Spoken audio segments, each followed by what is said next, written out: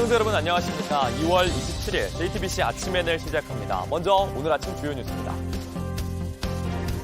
10,000명이 넘는 전공의가 사직하면서 의료 공백이 여드레째로 접어들었습니다. 정부는 전공의들에게 29일까지 복귀하라는 최후 통첩을 내렸지만 의료계는 강하게 반발하고 있습니다. 경기도 안성의 한 쇼핑몰 실내에서 번지점프를 하던 60대 여성이 그대로 추락해 숨졌습니다. 경찰은 사고 매장이 안전수칙을 지켰는지 조사 중입니다. 유럽 농민들의 시위가 격해지고 있습니다. EU 본부가 있는 벨기에 브뤼셀은 유럽연합과 남미 사이의 자유무역협정에 반대하는 농민들의 시위로 도로가 불에 타는 등 아수라장이 됐습니다. 스웨덴이 나토의 32번째 정식 가입국이 됩니다. 러시아의 우크라이나 침공을 계기로 나토 가입을 신청한 지 1년 9개월 만입니다. 그러자 푸틴 러시아 대통령은 모스크바와 레닌그라드에 군관구를 창설하기로 했습니다. 지난 주말이죠. 대전에서 80대 환자가 응급실을 찾아 헤매다 결국 숨지는 일이 벌어졌습니다. 구급대가 접촉한 병원 대부분은 의사가 없다, 중환자를 못 받는다고 답했습니다. 그러나 정부는 해당 환자가 숨진 건 의사 파업과 상관이 없다고 설명했습니다. 심각해지는 의료 공백에 정부가 의사들에게 최후 통첩을 날렸습니다. 29일까지 병원에 돌아오지 않으면 의사 면허를 정지시키고 고발 등 법적 절차를 밟겠다는 겁니다. 하지만 의사협회의 태도는 강경합니다. 최후 통첩 사흘 뒤에 전국 의사들이 모이는 총궐기 대회를 열겠다고 했습니다. 강나연 기자가 보도합니다. 정부는 29일까지 시한을 주겠다고 통보했습니다. 마지막으로 호소합니다. 29일까지 여러분들이 떠났던 병원으로 돌아온다면 지나간 책임을 일체 묻지 않겠습니다. 사직서를 제출한 전공의는 10,000명을 넘었고 병원을 이탈한 사람도 9,000명을 넘어섰습니다. 29일까지 복귀한다면 기존의 업무 개시 명령 등을 따르지 않았더라도 문제 삼지 않겠지만 기한을 넘긴다면 면허 정지 처분 등 법대로 하겠다고 강조했습니다. 29일로 못 박은 이유에 대해 정부는 전공의에게 생각할 시간을 주기 위해서라고 했지만 이번 주가 또 한 차례 고비라는 판단이 작용한 걸로 보입니다. 의대 졸업생은 잇따라 인턴 임용을 포기하고 전임의는 계약 연장을 거부하는 등 의료진이 또다시 대거 이탈하는 상황이 된 겁니다. 전공의 과정을 마치신 분들이 또 이 과정을 이렇게 밟아서 인력이 쭉 순환되는 과정을 겪었는데 정상적인 수정 과정, 또 정상적인 계약 과정 이런 것들이 좀 이루어지길 희망하고 정부는 면허 정지 처분을 받은 전공의가 미국으로 건너가 의사시험을 본다 해도 영향을 미칠 수 있다고 경고했습니다. 그 사유가 기록에 남아 해외 취업 등 이후 진로에도 영향을 미칠 수 있다는 점을 명심해 주시기 바랍니다. 대한의사협회는 직업 선택의 자유를 박탈한 믿을 수 없는 수준의 협박이라며 반발했습니다. 이는 전공의들이 병원으로 다시 돌아올 수 있는 모든 다리를 파괴하는 행동이며 정부와 의료계 사이에서 일부 의대 교수들이 중재에 나서고 있지만 아직 큰 진전이 없습니다. JTBC 강나현입니다. 의사들의 빈자리, 지금은 간호사의 몫이 됐습니다. 하지만 간호사가 할 수 없는 불법 진료까지 내몰리고 있다고 간호사들은 호소합니다. 정부는 아예 간호사가 할 수 있는 업무 범위를 더 명확히 하겠다고 하는데 당장 가능한 것인가 의문이란 반응입니다. 계속해서 황예린 기자입니다. 서울에 있는 한 대학병원에는 최근 심폐소생을 해야 할 응급 환자가 들어왔지만 간호사뿐이었습니다. 교수들이 도착하기 전 간호사들이 제세동기를 가동시켜야 하는 위급한 상황까지 발생하기도 합니다.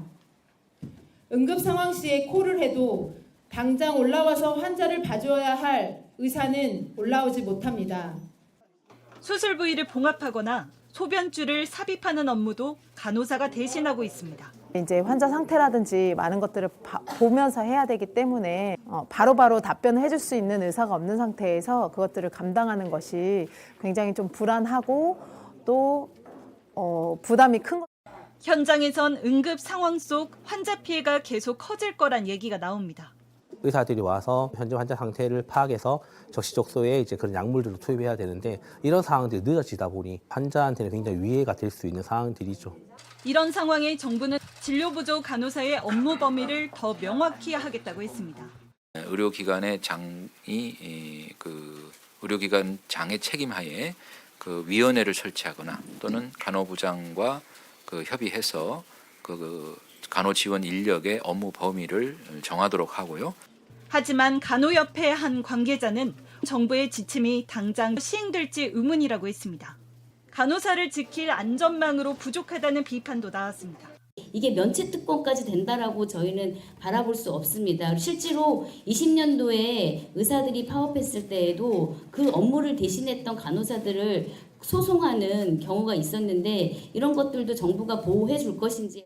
남은 의료진의 고군분투로 버티기엔 의료 공백이 너무 빠르게 커지고 있습니다. JTBC 황예린입니다. 위험천만한 일이 벌어졌습니다. 어제 경기도 안성의 한 복합 쇼핑몰 실내에서 번지점프를 하던 60대 여성이 그대로 추락해 숨졌습니다.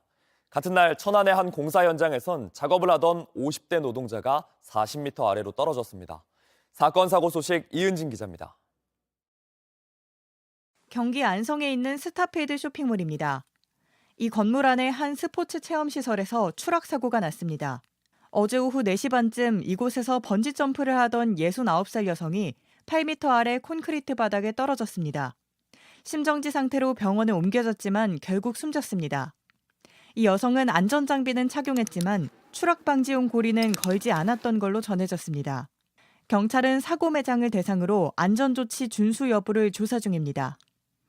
스타필드 측은 당분간 해당 시설을 휴점하겠다고 밝혔습니다. 어제 오후 4시쯤 천안시 두정동의 아파트 신축 공사 현장에서도 추락 사고가 있었습니다. 50대 중국인 노동자 1명이 숨졌고 40대 한국인 노동자가 크게 다쳐 치료를 받고 있습니다. 이들은 건물 엘리베이터 홀 작업 중 철골 구조물을 끌어올리다 40m 아래로 떨어진 걸로 알려졌습니다. 차량 안이 연기로 자욱합니다. 어젯밤 11시 20분쯤 경기 평택시 비전동 한 아파트 야외 주차장에 있던 SUV에서 불이 났습니다. 불은 10여 분 만에 꺼졌지만 차 안에 있던 60대 남성은 화상을 입고 병원으로 옮겨졌습니다. 소방은 남성이 차 안에서 휴대용 가스버너로 불을 쬐다 부탄가스가 폭발한 걸로 보고 정확한 사고 원인을 조사 중입니다. 어젯밤 8시 50분쯤엔 세종시 북악면의 한 상가 건물에서 불이 났습니다. 인명피해는 없었지만 상가 건물 3개 동 가운데 1개 동이 불에 탔습니다. JTBC 이은진입니다. 국민의힘은 윤석열 대통령의 측근, 이른바 친윤 라인의 공천을 속속 확정하고 있습니다.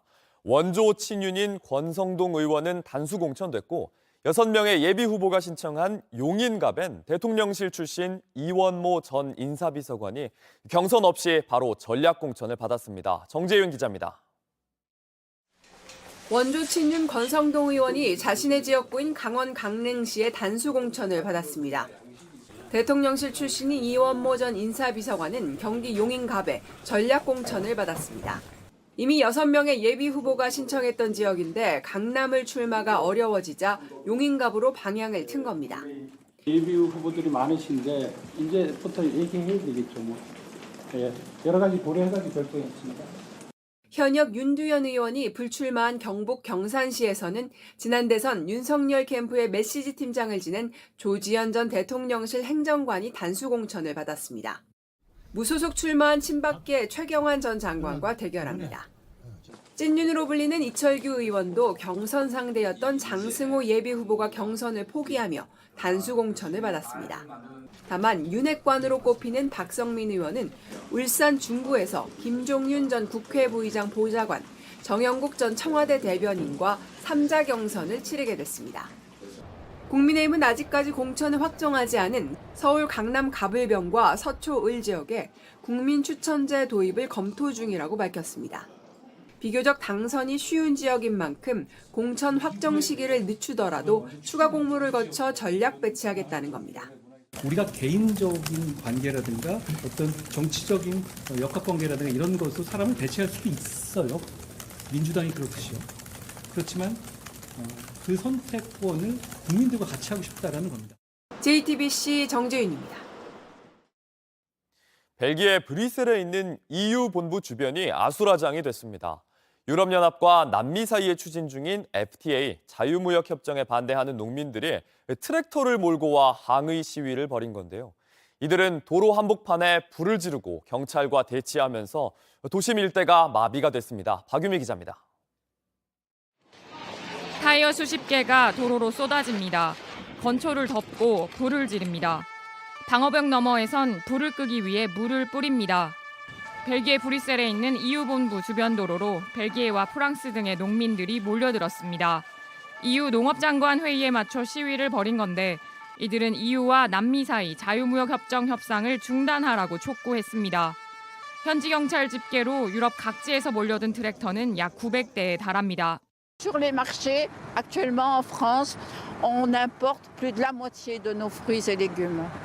Et bien évidemment, moi je ne peux pas concurrencer. Moi j'ai le droit de gagner ma vie, mais je ne pourrai jamais produire au prix du Maroc. 트랙터는 경찰 방어벽을 뚫고 집행위 건물과 약 300m 정도 떨어진 슈만 광장 주변까지 퍼졌습니다. 경적을 울리며 진압 경찰을 향해 돌진하기도 했습니다. 경찰은 EU 본부 인근 차량을 통제하고 지하철과 버스 등 대중교통 운행 중단 명령을 내렸습니다. 스페인 등지에서도 트랙터 시위가 이어지면서 유럽의 농민 시위가 확산하고 있습니다. 27개국의 농업장관들은 회의에서 농민들의 행정 부담의 완화를 우선순위에 두기로 했고 EU 집행위에 더 장기적인 해법을 마련할 것을 요청했다고 EU는 밝혔습니다. JTBC 박유미입니다. 온라인에서 화제가 된 뉴스, 화제가 될 뉴스를 전해드립니다. 아침엔 소셜픽입니다. 한 외국인이 경찰관과 다투는 영상이 온라인에서 화제가 되고 있습니다. 지난주 이 외국인은 본인의 틱톡 계정에 한국에서 지내는 영상 여러 개를 올렸습니다. 그런데 영상 중에 경찰관의 얼굴을 그대로 촬영하고 실랑이를 벌이는 모습이 나옵니다. 당신 119에 신고하시라고. But what? Okay, you speak to me in Korean. Ik praat Afrikaans. Hoekom kan ik niet in die ambulance? 경찰이 여기는 노숙하는 곳이 아니다. 이렇게 한국말로 설명하자 경찰을 조롱하듯이 대꾸하기도 합니다. 지금 충분히 이용할 수 있기 때문에. 본인이 수갑을 찬 채 앉아있는 모습까지도 그대로 온라인에 올렸습니다. 무단으로 경찰을 촬영한 걸 올려도 되느냐? 경찰이 할 수 있는 게 없어서 안타깝다. 이런 반응이 이어졌습니다. 지구대는 당시 구체적으로 어떤 일이 있었는지는 밝히지 않았습니다. 아침엔 소셜픽 두 번째 주제는 의사 유튜버의 말입니다. 의사 파업 사태가 이어지면서 의사 유튜버들도 입장을 밝히는 일이 많아졌습니다. 이 의사는 사실 의대 정원 확대를 반대해 왔다고 말했는데요. 그런데 한국은 지금 OECD 국가 중 가장 수술 대기 시간이 짧은 나라라면서 앞으로 국민이 OECD 평균 수준의 의료를 감당할 준비가 되어 있을까 이렇게 묻습니다. 그러면서 이런 말을 했는데 이 발언 논란을 불렀습니다. 노년에 인간으로서 존엄성을 지키는 삶을 살기 위해서 필요한 건 의사가 아닙니다. 간병인이지. 의사가 많으면 고통스러운 삶이 연장될 뿐입니다. 구독자가 100만 명이 넘는 닥터 프렌즈도 의대 증원에 대한 입장을 밝혔습니다. 의사들이 많아진다면 사실은 지방 로스쿨처럼 지방대 의대의 경쟁력도 좀 떨어지지 않을까. 이 로스쿨 변호사를 너무 급작스럽게 늘렸잖아요. 행복하지 않은 청년 변호사들을 대거 양성하는 정책이었다. 하지만 비유가 적절했는지 전문직이란 이유로 충분한 이해 없이 다른 직업과 비교해선 안 된다. 이런 비판도 나왔습니다. 팔레스타인 자유를 외치는 시위가 세계 곳곳에서 이어지고 있습니다. 이탈리아 피사에선 팔레스타인 지지 시위가 격해지면서 강경 진압도 벌어졌는데요. 골목에서 경찰과 시위대가 맞선 상태에서 갑자기 경찰관이 곤봉을 들고 여러 차례 내리칩니다. 시민들이 막아보려고 했지만 시위대를 바닥에 눕힌 채 제압하는 모습도 보입니다. 그런데 이들 대부분이 고등학생이었습니다. 학생들은 이스라엘에 무기를 보내지 말라 이런 시위를 했던 이유로 구타당했다고 말했습니다. 이 학교 교사들 수치스러운 날에 누군가 책임을 져야 한다 비판 성명을 냈고요. 정치권에서도 국가의 권위는 곤봉으로 주어지는 게 아니다 이런 목소리가 커졌습니다. 하지만 총리는 침묵하고 있습니다. 여당 의원들은 경찰은 할 일을 했다 이렇게 주장하고 있습니다.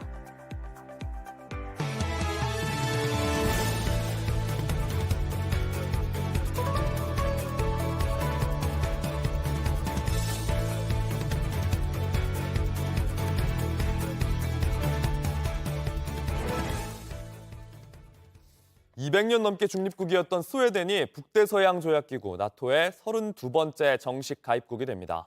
러시아의 우크라이나 침공을 계기로 나토 가입을 신청한 지 1년 9개월 만입니다. 헝가리 의회가 마지막으로 현지 시간 26일 본회 표결에서 스웨덴의 나토 가입을 승인한 겁니다. 그러자 푸틴 러시아 대통령은 모스크바와 레닌그라드를 군관구로 만들겠다고 했습니다. 러시아가 14년 전 폐지했던 것으로 군사 행정을 위해 설정된 지역을 말합니다. 미국 워싱턴에 있는 이스라엘 대사관 앞에서 미 공군 병사가 가자 지구 공격을 비난하며 분신했었는데요. 이 병사 결국 숨졌습니다. 현역 군인의 극단적인 선택에 미 국방부도 촉각을 세우고 있습니다. 워싱턴에서 김필규 특파원입니다. 전투복을 입은 한 남성이 이스라엘 대사관 앞에 선 건 지난 일요일 오후였습니다. 손에 들고 있던 병을 열어 인화물질로 보이는 액체를 머리 위에 쏟아부은 뒤 자신의 몸에 불을 붙였습니다. 1분 정도 지나 출동한 경찰이 소화기로 불을 끈 뒤 병원으로 이송했지만 하루 만에 숨졌습니다. 워싱턴 경찰은 텍사스주 출신의 25살 현역 공군 병사 에런 부슈널이라고 확인했습니다. 부슈널은 당일 모든 장면을 소셜미디어로 생중계했습니다. 그는 더 이상 대량 학살에 연루되지 않겠다며 이스라엘의 가자지구 공격과 이를 돕는 미국을 함께 비난했습니다. 몸에 불을 붙인 뒤에는 팔레스타인 해방을 여러 차례 외쳤습니다. 지난해 12월에도 한 시위대가 애틀란타 이스라엘 영사관 앞에서 분신하는 일이 있었습니다. 하지만 이번엔 현역 군인이 극단적인 행동에 나서자 국방부도 당황하는 모습이었습니다. The Secretary is following the situation. I know the Air Force has confirmed the airman's death. They do plan to provide additional information 24 hours after next of kin notifications are complete. 미국이 지원한 무기가 가자지구 민간인에게 사용되는 것 등에 대해 군인들이 우려하는 것 아니냐는 기자 질문엔 미국은 민간인 보호에 집중하고 있다는 답변을 되풀이했습니다. 워싱턴에서 JTBC 김필규입니다. 수십억 원대 차익을 볼 수 있다는 입소문에 로또 청약으로 불린 서울 개포동의 한 아파트 무순위 청약에 100만 명 넘는 신청자가 몰렸습니다. 단 3가구 때문에 한때 청약 홈페이지가 마비될 정도였습니다. 청약에 주의할 점은 없는지 이상화 기자가 알려드립니다. 한국부동산원 청약홈 사이트입니다. 한때 1만 명 넘게 몰리며 접속이 마비됐습니다. 서울 개포동의 6,700여 세대 대단지 아파트에서 무순위 청약 물량 3가구가 나오자 벌어진 일입니다. 무순위 청약은 기존 계약 포기 등이 원인인데 청약 통장이나 주택 숫자와 관계없이 신청할 수 있습니다. 이번에 나온 3가구는 전용 면적이 모두 다른데 현재 시세가 아니라 2020년 분양가가 적용되며 이른바 로또 청약이란 입소문을 탔습니다.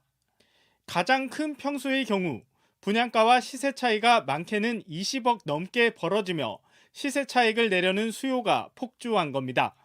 굉장히 전화를 많이 받았고요. 상담 전화들을 많이 받았고 대출이 가능하냐, 매도가 가능하냐. 웬만한 사람들은 이 정보에 대해서 민감하게 움직인다고 볼 수 있어요. 3가구 모집에 101만 명이 몰리면서 경쟁률은 33만 대 1을 기록했습니다. 일부 편형은 50만 대 1을 넘기도 했습니다. 다만 이 아파트는 아직 구청의 준공 승인을 받지 못했습니다. 주택담보대출이나 소유권 이전이 어려울 수 있는 데다 잔금이 6월까지라 기한이 빠듯한 점도 유념해야 합니다. DSR, 스트레스 DSR도 적용하기 때문에 자금 계획을 처음부터 끝까지 짜놓은 상태에서 들어가야 될 것 같아요. 그때 가서 대출을 받거나 한다고 해도 어려움을 처할 수 있고. 또 투기 과열 지구인 만큼 당첨 후 계약하지 않더라도 10년간 재당첨이 제한됩니다. JTBC 이상화입니다. 끝으로 날씨입니다. 오늘은 전국이 대체로 흐린 가운데 동해안과 제주에 가끔 비 또는 눈이 내리겠습니다. 예상 강수량은 5mm 미만으로 많진 않겠습니다. 낮 최고 기온은 서울 9도, 광주 12도 등 3도에서 12도 사이가 예상됩니다. 미세먼지 농도는 전국 대부분 지역이 좋음 또는 보통 수준으로 예상됩니다. JTBC 아침에는 마칩니다. 내일도 7시 반에 아침을 열겠습니다. 시청해주셔서 감사합니다.